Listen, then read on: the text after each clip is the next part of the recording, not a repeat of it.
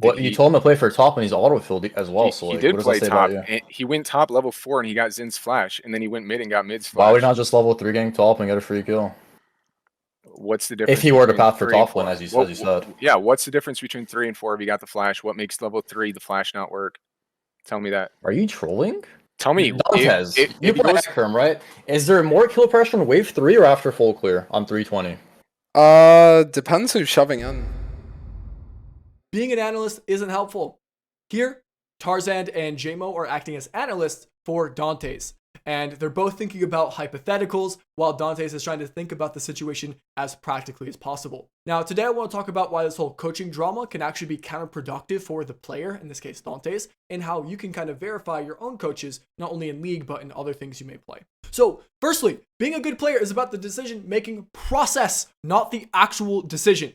If you take 10 different pro players and you put them in the exact same situation on the exact same champions, they will all have their own unique solution and unique take on the exact same thing. If you want to become a challenger player and you go, how do you know who to copy? How do you know what's best? If you copy a challenger player, will you become challenger? No, you will not.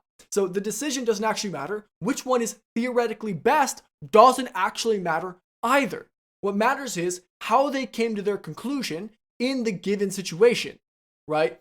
What were they thinking about? Why were they able to think about that stuff? What information were they focused on? So it's not the decision that matters. It's how the decision is made. It's the process, not the play. It's the why and the how, not the what. Analysts are there to help the viewer understand what is good, but they are not helpful to the player. This is why gold players who think they know what they're talking about tend to be very, very bad coaches. So, what's a good coach and how can you genuinely be helpful? Well, a good coach teaches a player how to think and how to come to conclusions. They don't actually care about the conclusion.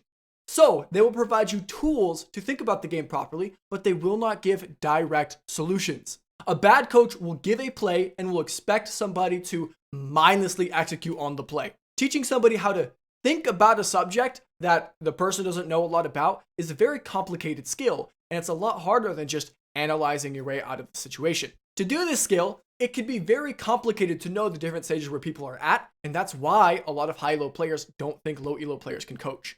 It's not inherently mandatory that you have a high rank to coach, but it sure as hell helps.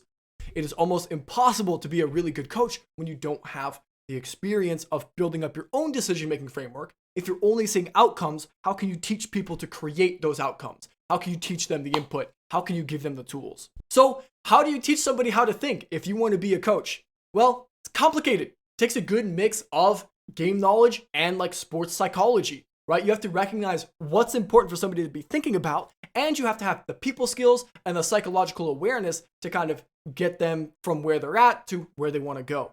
So at the end of the day, a good coach will be able to provide a fresh perspective and new decision-making paradigms without having to give direct solutions.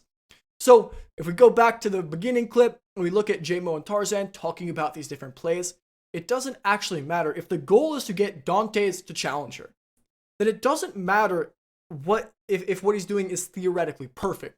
What matters is something in his decision-making paradigm is keeping him from rank 1, and we need to go into his games and figure out where those faults are at so we can create the new input. So if you think that as the coach there's a problem, you need to figure out why that decision is being made and how to think about the decision differently. JMO and Tarzan aren't doing that. They're just looking at the play, and it's not helpful. This is why I don't recommend to watch high-elo players, or why these videos with JMO and Tarzan talking about it aren't productive. I had somebody in my academy say, hey, let's watch this. It'll be educational, productive. It's not. It's entertaining. The analysts are explaining things for the viewers to understand. Great, but it doesn't actually help your decision-making in-game. It doesn't tell you what information to focus on that's relevant. Oftentimes, when you get low elo coaches, it's a similar thing where they will focus very heavily on small things that don't matter. A specific click or vision at a very weird time. Where it's like none of that stuff doesn't matter.